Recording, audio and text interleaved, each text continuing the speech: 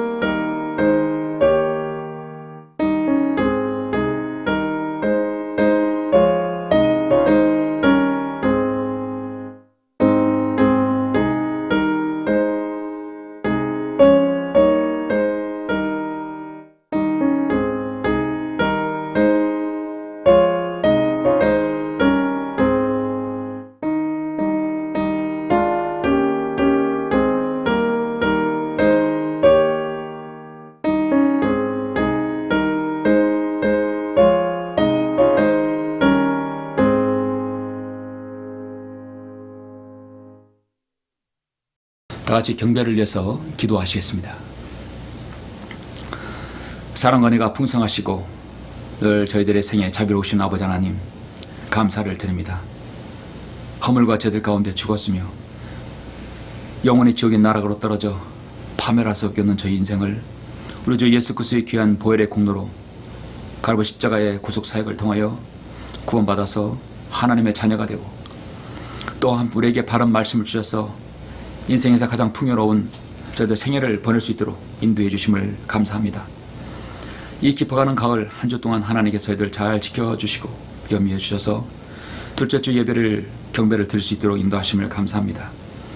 오늘 제가 준비한 말씀 설교할 때 주님께서 이 말씀을 듣는 성도들에게 좋은 도전이 되고 자신을 돌아볼 수 있는 시간 될 수 있도록 인도하여 주시옵소서. 미전하고 부족하고 나약하지만 광야에서 우리 선교회를 위해서 기도하고 원하시는 아름다운 성도들 주님께서 지켜주시며 또 귀한 말씀들로 성도들에게 또 귀한 말씀으로 양육하고 먹이며 또 주님의 사역을 감당하는 이 선교기관이 될 수 있도록 주님께서 인도하여 주시옵소서. 이 예배의 시종을 주님께 온전히 부탁드립니다. 감사를 드리며 주 예수 그리스도 이름으로 기도드렸습니다. 아멘. 영광을 주께 찬송가 383장입니다.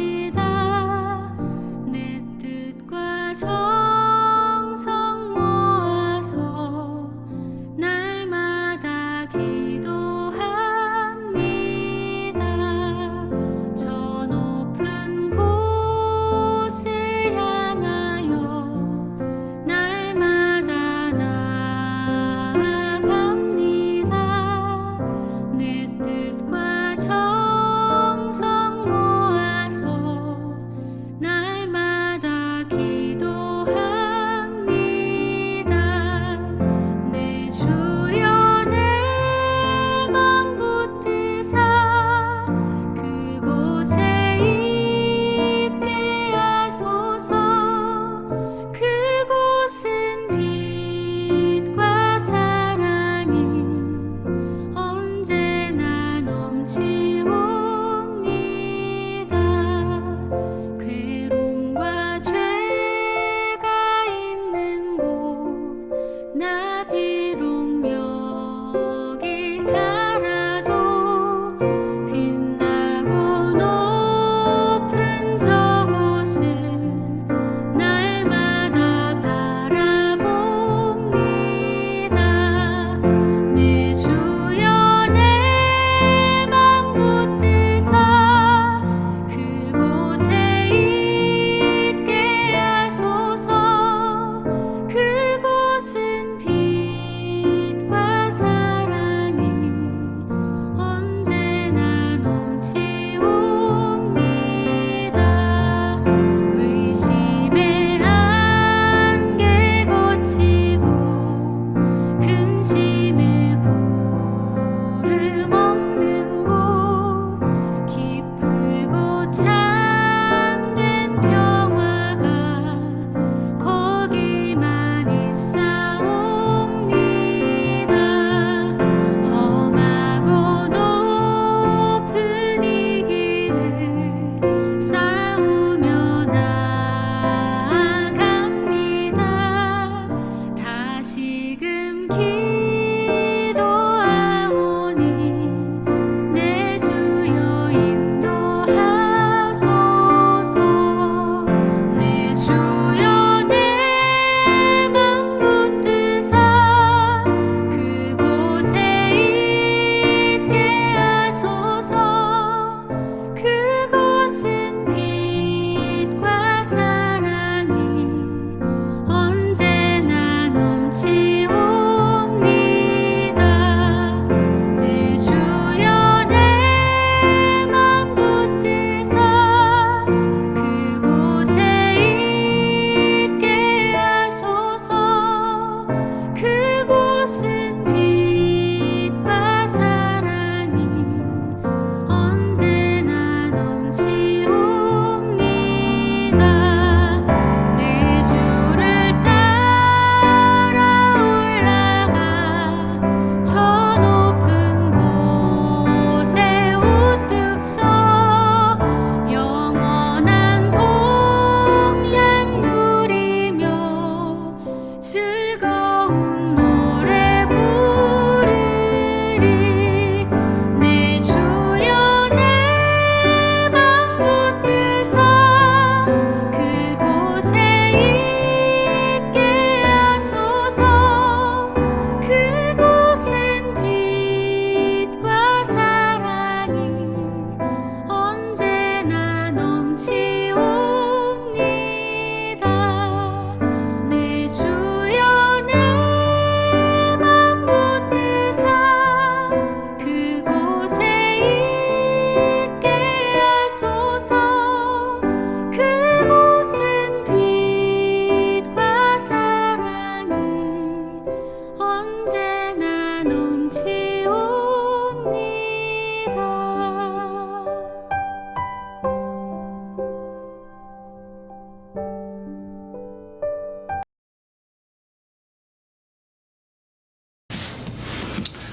네, 10월의 오늘은 둘째 주입니다.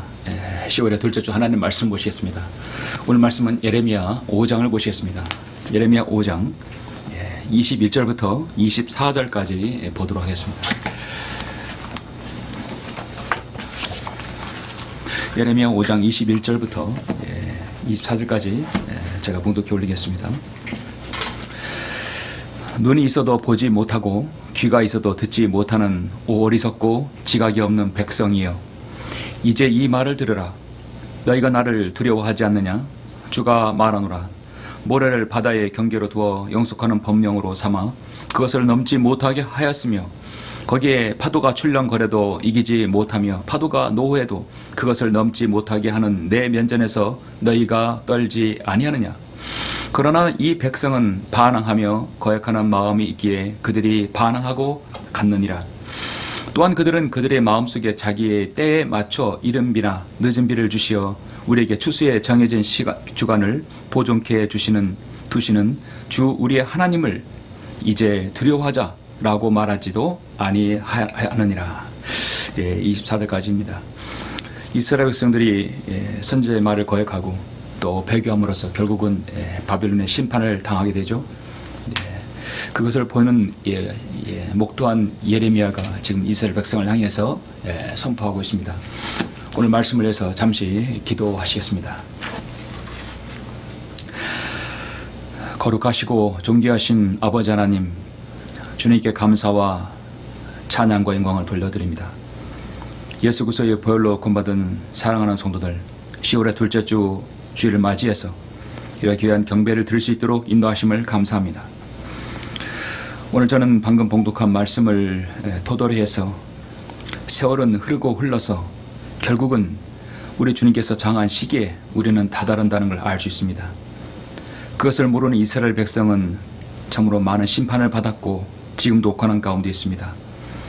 우리는 역사와 시간과 모든 것을 관장하신 하나님 앞에 놓여 있습니다.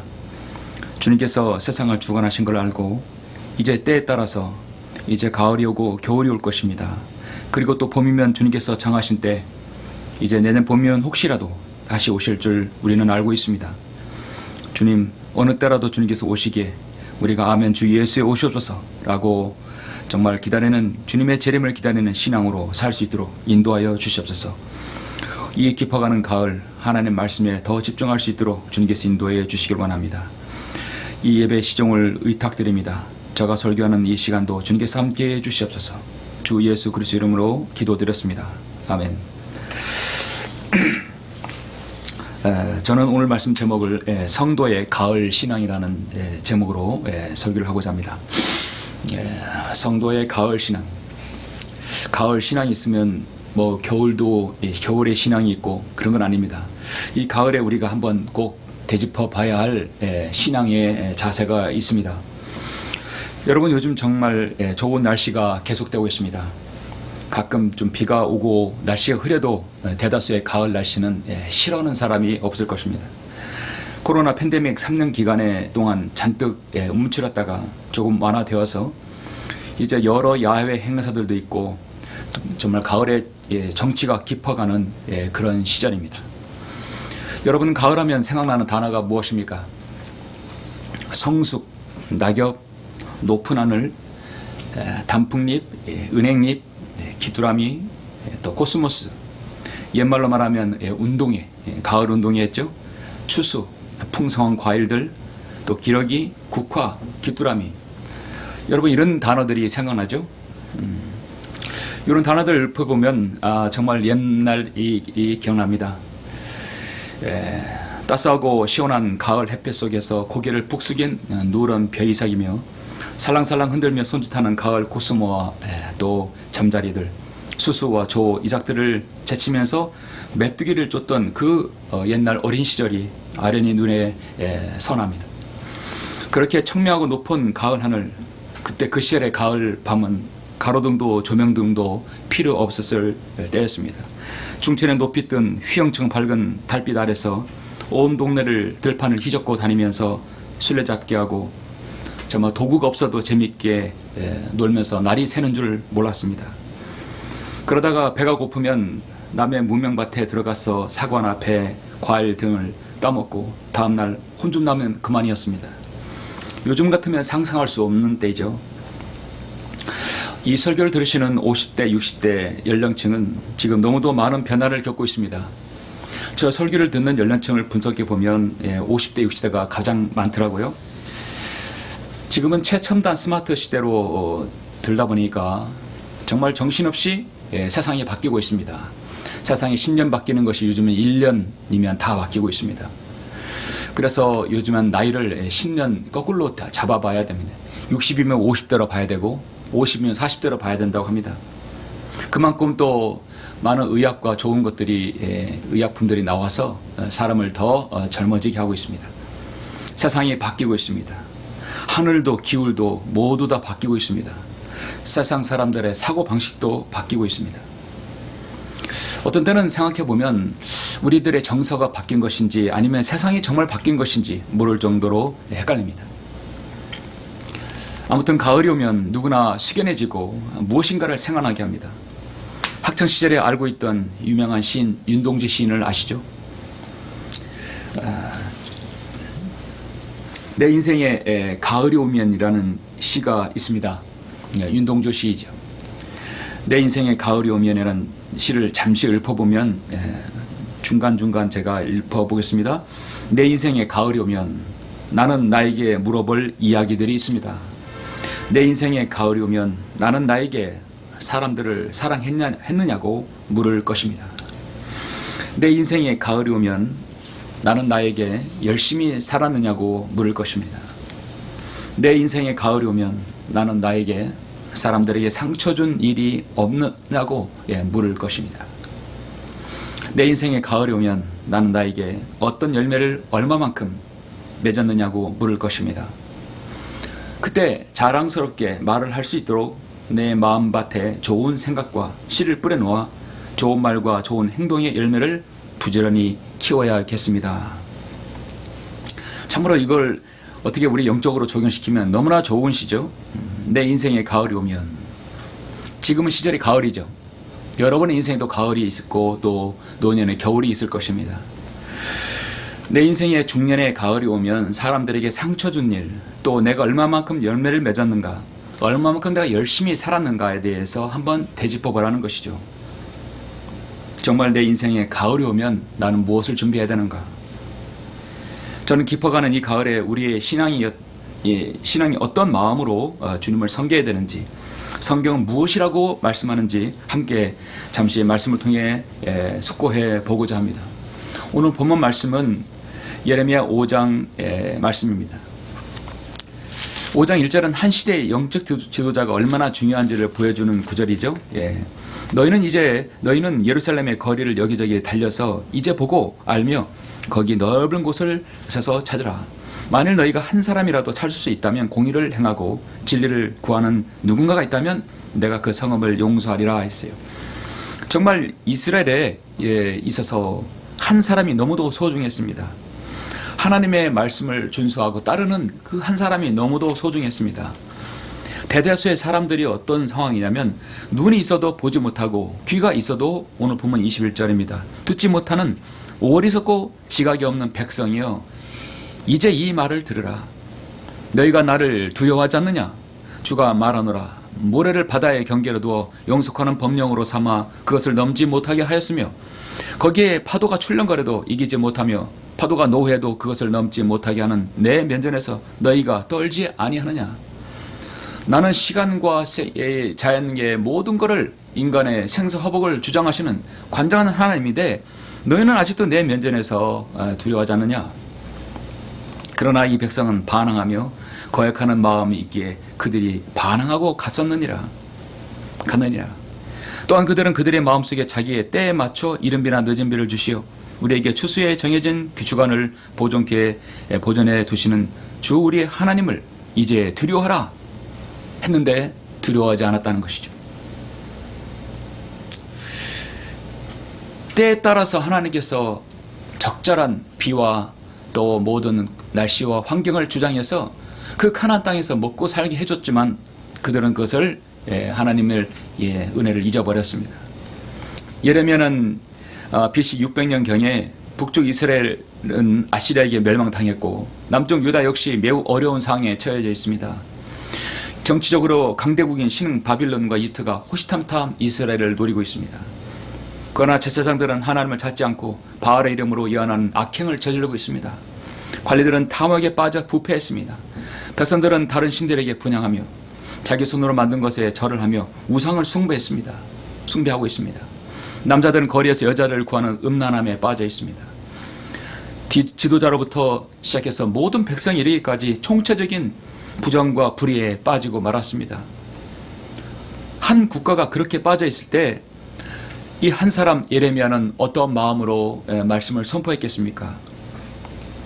참으로 가슴 아픈 역사이죠. 우리는 22절에서 보면 저는 이스라엘 역사와 그들의 행태와 심판에 대해서 오늘 설교하는 것이 아니고요. 핵심적인 말씀이 22절입니다. 주가 말하노라.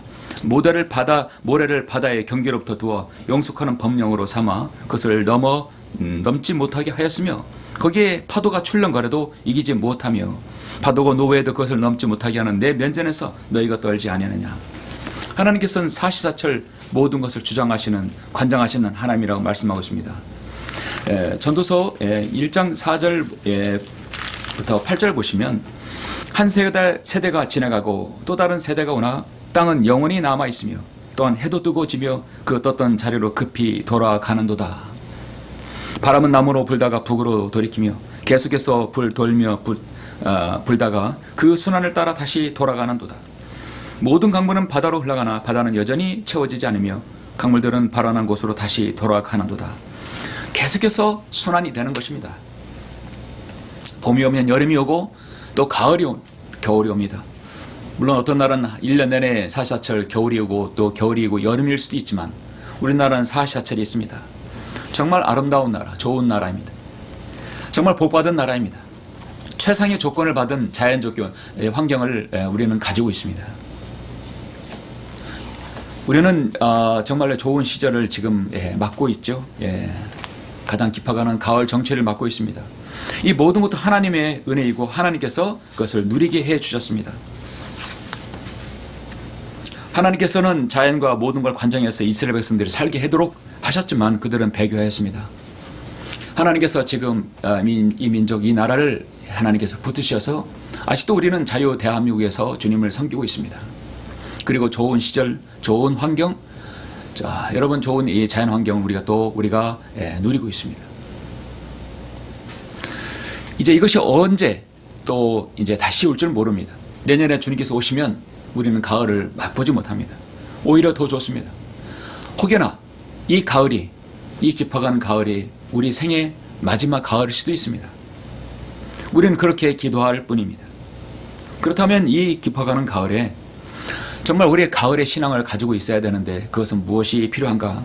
저는 오늘 잠시 간단하게 4가지를 여러분에게 말씀을 드리겠습니다. 성도의 가을 신앙. 그리스도인에게 있어서 가을은 첫째로 말씀과 함께하는 시간의 계절입니다. 첫째로 말씀과 함께하는 시간의 계절입니다. 시편 119편 49절 50절 보시면 주의 종에게 하신 말씀을 기억하소서. 주께서는 나로 그 말씀 위에서 소망을 갖게 하셨나이다.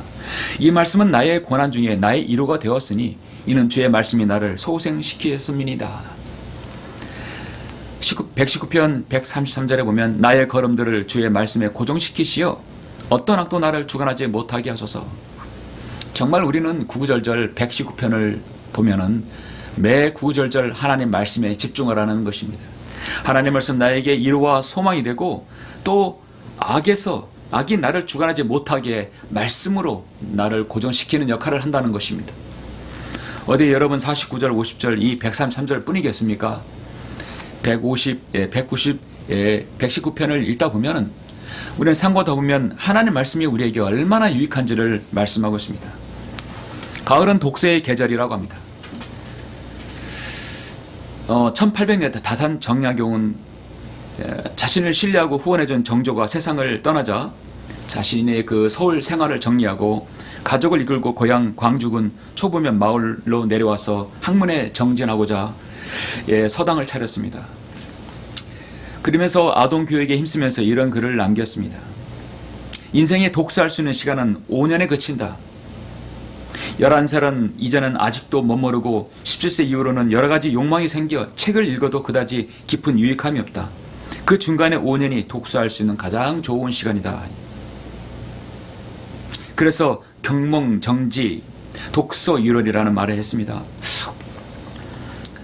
정말 훌륭한 사람이죠. 말은 정말 문인입니다. 제가 왜 지금 다산 정약역을 지금 왜 언급하는지 아십니까? 근데 여러분 서천에 가면은 이 성경전래 한국 성경전래 박물관이 있습니다. 왜냐하면 서해안에 과거에 이제 이렇게 선교사들이 들어왔었기 때문에 성경전래 박물관이 있는데 이 한글 킹제임성의 전신인 영어 킹제임성경이 우리나라에 이미 1800년대 들어왔었습니다. 그것도 바로 다산 정약용 살아생전에 들어왔다는 것입니다. 정말 우리나라에 개벽이 일어날 수 있는 사건이 있었다는 사실입니다. 그것은 다산 정약용이 유배 생활하고 있었을 때 정약용 시대에 킹제임스 성경이 우리나라에 있었습니다. 서천에 가면 성경 전래 박물관이 있는데요. 제가 이제 하나를 카피했는데 저 창에 띄워놓겠습니다.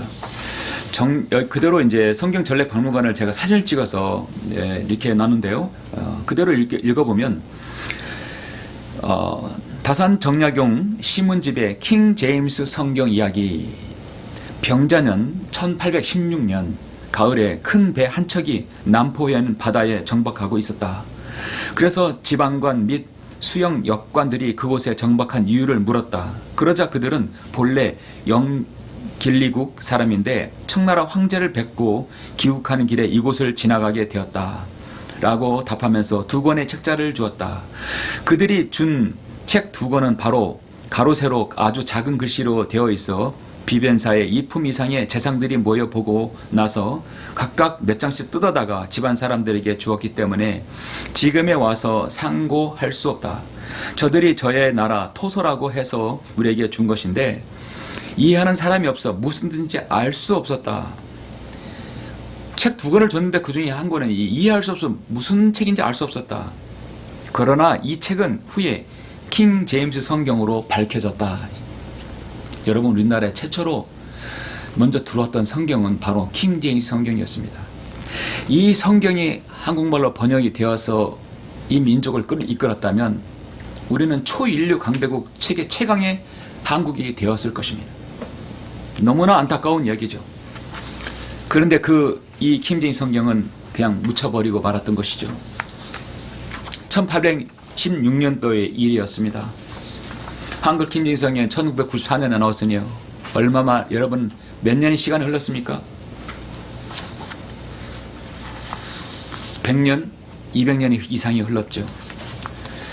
먼저 들어왔었다면 우리나라 역사는 바뀌었을 것입니다. 여러분, 늦었다고 생각할 때 가장 빠른 때입니다.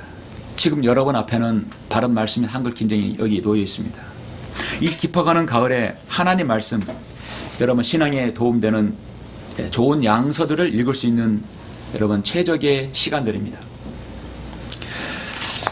저는 얼마 전에 이 책들을 좀 샀는데요. 이게 바로 이제 잔느 귀용의 시리즈입니다. 여러분 잔느 귀용을 아십니까? 잔느 귀용의 양력을 잠깐 보면 저자는 1648년부터 1717년 17세기 프랑스 절대 왕정의 최절정기인 루이 14세 때 부유한 귀족 가문에서 출생하였다. 28세 때 과부가 된 그녀는 그 후에 철저하게 주님께 순종하는 삶을 살면서 가는 곳마다 주님의 복음을 전파하였고 그 때문에 프랑스 당국과 로마 가톨릭 교회로부터 심한 오해와 비판을 받았다. 마침내 이교도라는 혐의로 세 차례나 투옥되었으며 그 악명 높은 바티스유 감옥에 유배되기까지 했다. 바티스유 감옥에서 풀려난 지 15년 후인 1717년 6월 9일 그녀는 69세 일기로 영원한 본향으로 돌아갔다.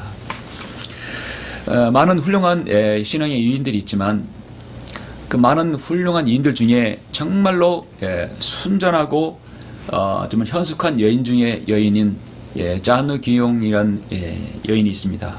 그녀는 많은 책들을 기록했는데 그녀가 생전에 기록한 책들 중에 번역된 것이 이것은 이제 한글 킹제임스 성경으로 번역된 것이 개역 성경으로 번역됐는데요.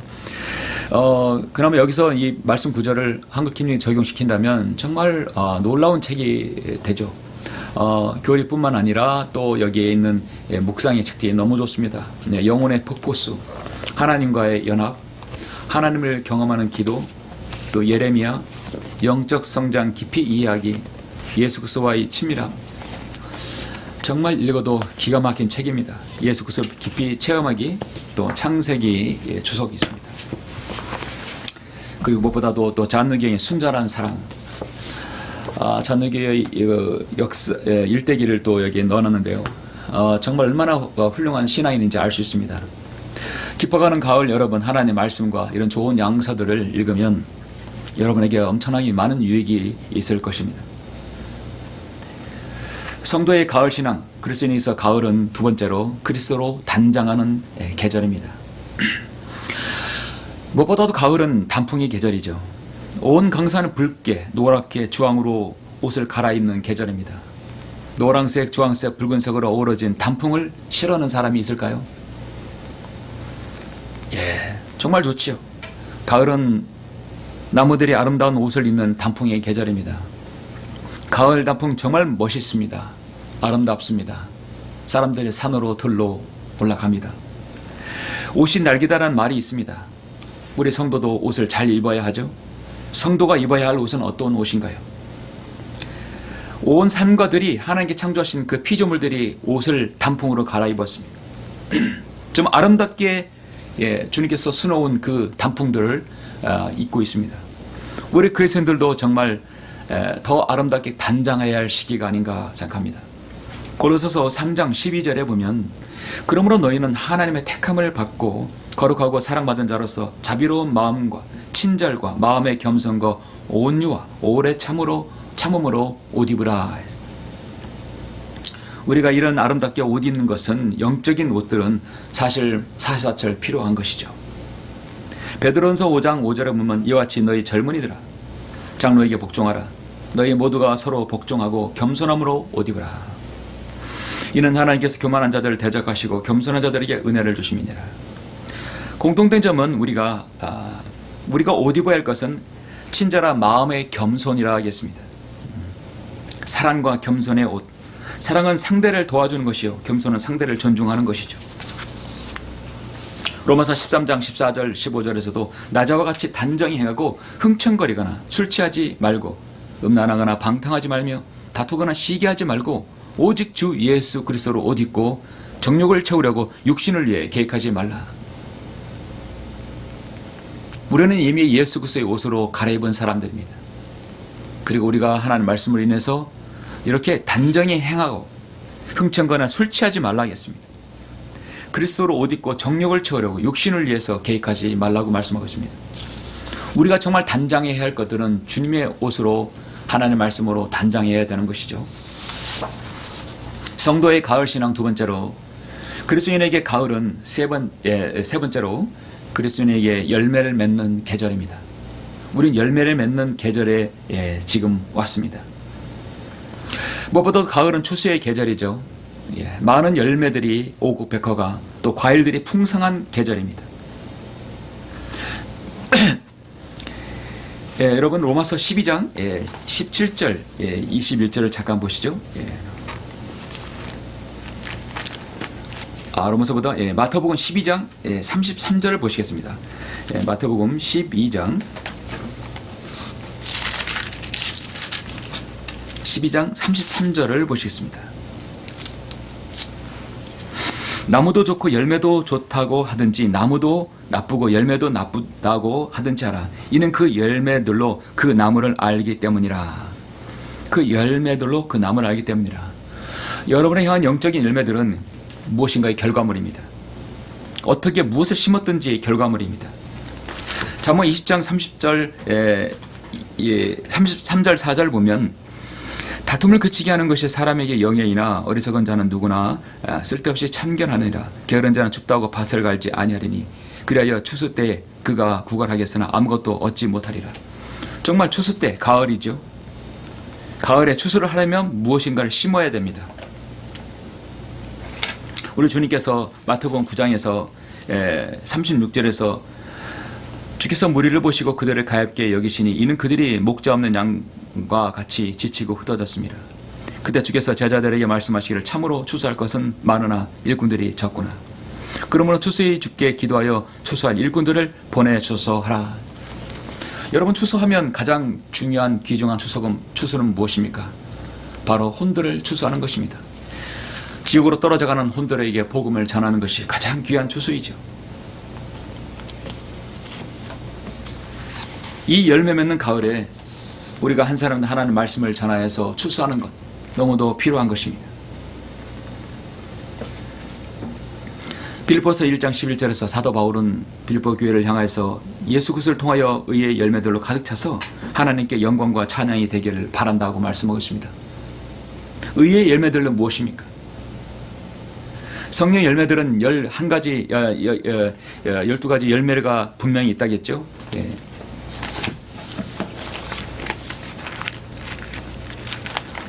갈라디아서 여러분 4장을 보시면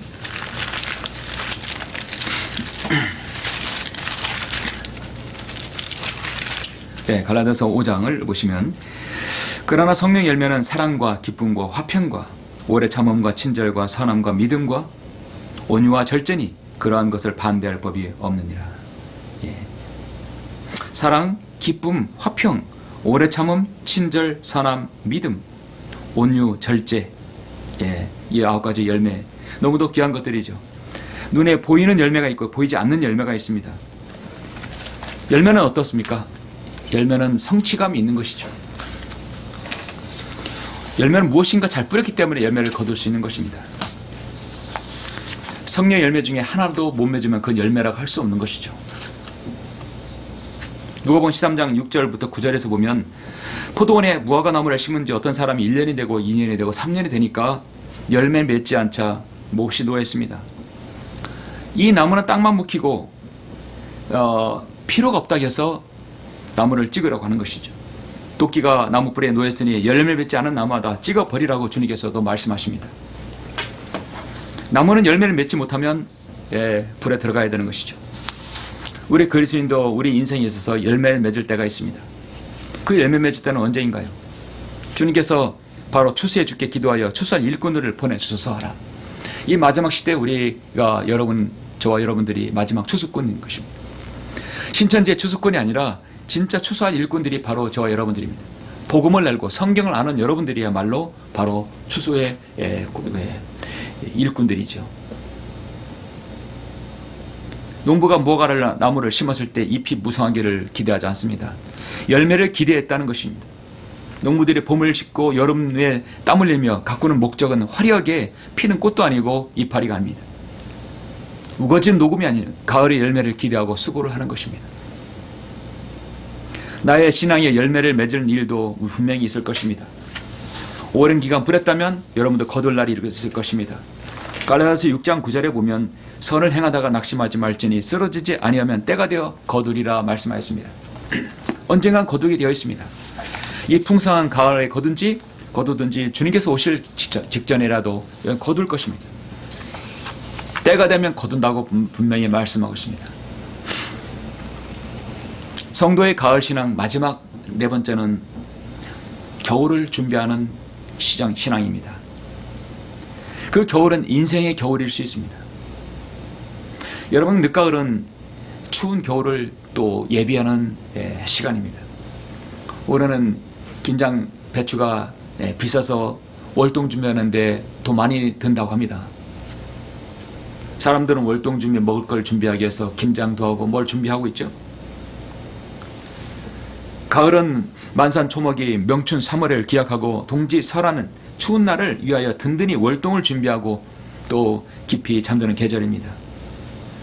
이제 곧 단풍들이 다 지고 떨어지면 초목들은 찬 서리에 시들어 앙상한 가지만 남기고 있을 것입니다. 이것은 바로 겨울을 맞는 자세입니다. 앙상한 가지들은 겨울을 맞아야만이 봄에 잎사귀가 새싹이 돋아날 수 있습니다.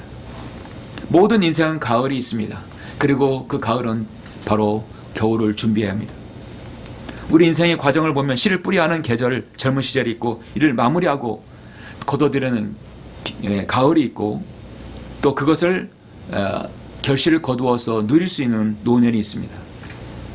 저는 지난주 설교했다시피 인생은 정말 진정한 잘 사는 것은 노후 대책이 아니라 사후 대책입니다. 죽은 이후에 내가 어디로 갈 것인가에 대한 보장을 확실히 받는 것이 더 중요합니다. 성도는 진정한 인생의 겨울을 준비해야 합니다. 이사야 40장 6절 8절을 보면 이런 말씀이 있습니다. 그 음성이 말하기를 부르짖으라 하였더니 그가 말하기를 내가 무엇을 부르짖으리까 하였느니라. 모든 육체는 풀이요 모든 아름다움은 들의 꽃과 같으니라. 풀은 마르고 꽃은 시다나니 이는 주의 영이 그 이에 불기 때문이라. 그 백성은 정령 풀이로다. 풀은 마르고 꽃은 시드나 우리 하나님의 말씀은 영원히 서리라 했습니다. 인생에서 아무리 좋은 황금기가 있다 하더라도 그 황금기는 반드시 쇠퇴할 날이 있습니다. 인생은 노년이 있고 언젠간 죽음을 맞이합니다. 아무리 화려한 인생을 살았다 하고 명예와 권력이 있고 무엇이 있고 부귀가 있다 하더라도 그 인생은 언젠간 접을 때가 있습니다. 그러기 위해서 우리는 겨울을 준비합니다. 자신의 인생의 겨울을 준비합니다. 노후 대책이 아닙니다. 영혼을 준비하는 삶입니다. 디모데후서 4장 21, 22절에서 사도 바울은 마지막 서신에서 이같이 말합니다. 겨울이 되기 전에 오도록 힘쓰라. 유블로와 푸데와 리노와 클라우디와 모든 형제가 너에게 문안하니라. 주 예수 그리스도께서 내 영과 함께 계시고 은혜가 너희와 함께 있을 자다. 아멘.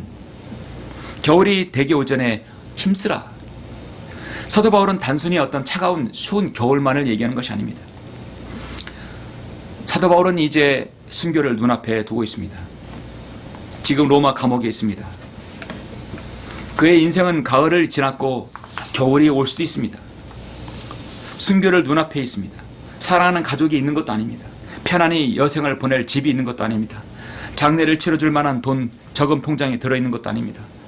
그를 따르던 어떤 이는 대만은 세상을 향해 돌아가 버렸습니다. 육신적으로 말하면 가장 쓸쓸하고 기약 없는 겨울 대비입니다. 세상 관점에서 말하면 바울은 가장 비루하고 비천하고 남루한 겨울을 맞이하고 있습니다. 그러나 디모데후서는 어느 곳 하나 글의 문체가 암울하고 비굴한 그런 구절이 하나도 없습니다. 그래서 디모데후서는 승리의 찬가입니다. 매 구절마다 힘이 있고 그 다음에 승리의 쟁취가 눈앞에 놓였다고 말하고 있는 것입니다. 디모데후서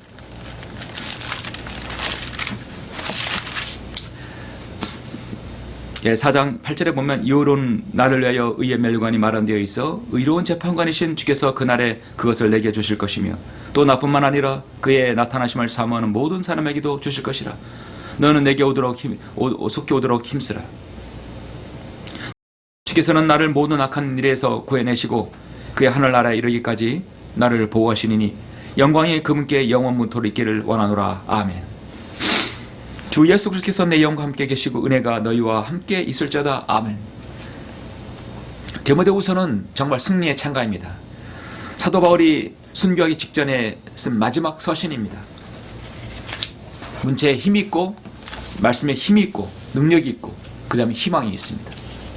사도 바울은 그 누구보다도 훌륭한 생애를 살았습니다. 그 누구보다도 인생의 겨울을 준비했던 사람입니다. 그 누구보다도 주님 앞에 당당히 설 수 있는 사람입니다. 그래서 펠로민 나를 따르라 하겠습니다. 주님께서도 나를 따라오라 했습니다. 사도 바울도 자신 있게 너희는 나를 따라오라 했습니다. 기꺼이 주님 앞에 설 날을 기대하고 있는 것입니다. 우리 인생은 겨울을 가까이 이제 온다는 사실을 알아야 합니다. 그래서 겨울을 준비해야 합니다. 인생은 가을이 지나고 겨울이 오면 자신의 인생을 마감해야 할 시간이 온다는 사실을 기억해야 합니다. 모두 우리 주님 앞에 설 날이 있습니다. 요한복음 14장 18절 19절에서 내가 너희를 고아로 남겨두지 아니하고 너에게 오리라. 잠시 오면 세상이 더 이상 나를 보지 못하리라. 그러나 너희는 나를 보리라. 이는 내가 살고 너희도 살겠음이라 했습니다. 이런 일들을 증거하신 분이 말씀하시기를 반드시 내가 속히 오리라 하시니라. 그러합니다. 아멘. 그러합니다. 주 예수 오시옵소서. 우리 주 예수 그리스도의 은혜가 너희 모두 함께 있을지어다. 예수 그리스도의 보혈을 통해서 갈보리 십자가의 구속 사역을 통하여 구원받지 못한 사람은 그 사람은 이 땅에서 뿌려놓은 게 아무것도 없습니다. 정말 예수 그리스도를 통하여 구원받은 그리스도인은 이미 그는 그리스도 심판사 앞에 설 자격이 있는 것입니다. 인생의 겨울을 준비한 것입니다. 여러분의 인생의 겨울은 무엇입니까? 여러분의 사후에 내가 어떤 일이 일어나는 것을 아는 것이죠. 사랑하는 성도 여러분, 말씀을 맺겠습니다. 가을하면 김현승 시인의 1957년작 가을의 기도가 있습니다. 정말 유명한 시이죠. 여러분도 한번 들어봤을 것입니다. 저는 이 시를 읽으면서 이 시야말로 정말 우리가 잘 하나님의 말씀에 적용시켜야 되지 않는가 생각합니다. 가을하는 기도하게 하소서. 낙엽들이 지는 때를 기다려 내게 주신 겸한 모국어로 나를 채우게 하소서. 가을에는 사랑하게 하소서. 오직 한 사람을 택하게 하소서. 가장 아름다운 열매를 위하여 이 비옥한 시간을 가꾸게 하소서. 가을에는 호울로 있게 하소서. 나의 영혼 굽이치는 바다와 백합의 골짜기를 지나 마른 나뭇가지의 위에 다다른 까마귀 같이 이 가을에 다다른 까마귀 같이 해서 끝나죠. 이 문체를 보면 정말 성경적인 단어가 많이 나와요. 기도하게 하소서, 사랑하게 하소서, 홀로 있게 하소서, 그리고 백합이 있습니다. 골짜기가 있습니다. 이렇게 보면은 정말 핵심적인 단어가 있죠. 가을에는 기도하게 하소서. 우린 기도해야 합니다. 우린 자신의 인생을 놓고 기도해야 되고 자신의 인생을 되돌아볼 때 기도할 수 있습니다. 그리고 홀로 자신의 뒤를 돌아봐야 할 때가 있습니다. 가을에는 사랑하게 하소서. 첫째, 하나님의 말씀을 사랑해야 되겠죠. 우리는 주님 앞에 기도하며 사랑하며 홀로 자신을 돌아보고 되돌아보는 그런 시간도 필요합니다. 이 깊어가는 가을에 주님과 교제하며 자신의 신앙 상태를 점검해 보는 겁니다. 내가 주님 앞에 정말 묵상하면서 읽어야 할 책들이 있고 하나님의 말씀이 있는 것인가? 나는 올해 무엇인가 하나 열매를 맺어서 한 해를 마무리할 것인가? 나는 정말 예수 그리스도의 겸손함으로 옷 입을 것인가? 자신을 한번 돌아볼 수 있는 시간이 되기를 바라는 것입니다. 우리 주님께서는 만물을 관장하시고 그걸 주장하십니다. 여러분의 인생에 가을은 항상 지속되지 않습니다. 언젠가 노년이 옵니다. 이 가을이 깊어가면 이제 나뭇잎이 떨어지고 앙상한 겨울 가지를 드러낼 수 있듯이 우리의 인생도 겨울이 옵니다. 시간은 반드시 지나가게 되어 있습니다. 주님의 때가 오고 있습니다. 예수 그리스도의 재림을 기다리며 소망하면서 여러 인생의 겨울을 준비하는 때가 되기를 간절히 바랍니다. 기도하시겠습니다. 사랑이 풍성하시고 자비로우신 아버지 하나님 감사합니다. 우리는 이 깊어가는 가을에 잠시 저는 가을의 신앙이란 제목을 가지고 저는 설교하였습니다. 가을은 정말 독서의 계절이고 말씀을 묵상할 수 있는 최고의 계절입니다. 가을은 열매를 맺는 계절입니다. 가을은 또 예수 그리스도로 옷 입는 계절입니다. 가을은 무엇인가 성취하여서 주님께 돌려드리는 계절입니다. 아버지 하나님, 우리가 이 깊어가는 가을에 주님과 정말 깊은 교제를 하며 또 묵상을 통해서 자신을 되돌아볼 수 있는 귀한 시간 될 수 있도록 인도하여 주시옵소서. 주님의 때는 다가오고 있습니다. 인간의 모든 연수는 아무리 잘 났어도 하나님 앞에 손바닥이며 들에 꺾이는 풀과 같다고 말씀하고 있습니다. 주님을 묵상하며 주님의 재림을 기다리고 소망하는 성도가 될 수 있도록 주님 인도하여 주시옵소서. 우리가 정말 풍성한 가을을 잘 만끽할 수 있도록 인도하여 주시길 원합니다. 주 예수 그리스도 이름으로 기도드렸습니다. 아멘. 영광을 주께 찬송가 428장입니다.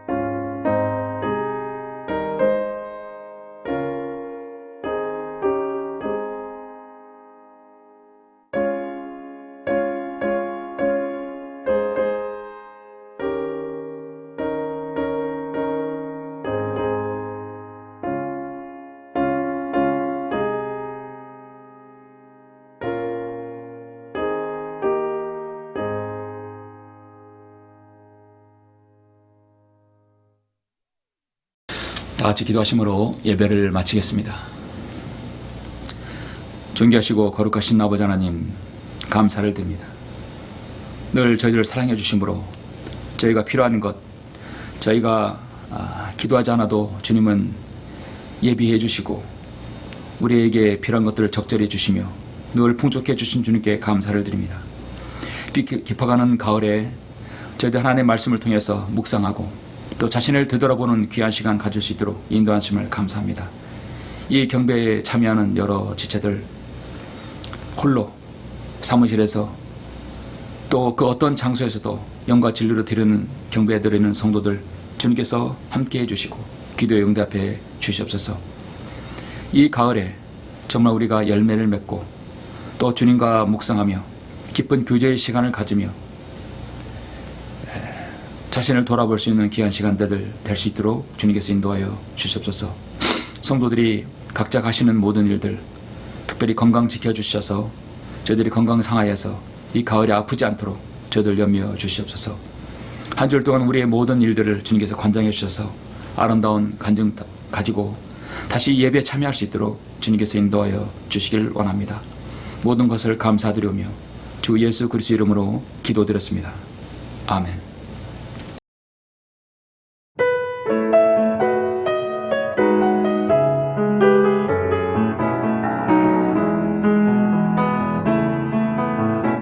선한 목자 되신 우리 주 항상 인도하시고 푸른 풀밭 좋은 곳에서 우리 먹여주소서. 선한 목자 곳에 주여 항상 인도하소서. 선한 목자 곳에 주여 항상 인도하소서. 양의 문이 되신 예수여 우리 영접하시고 길을 잃은 양의 무리를 항상 인도하소서. 선한 목자 곳에 주여 기도 들어주소서. 선한 목자 곳에 주여 기도 들어주소서.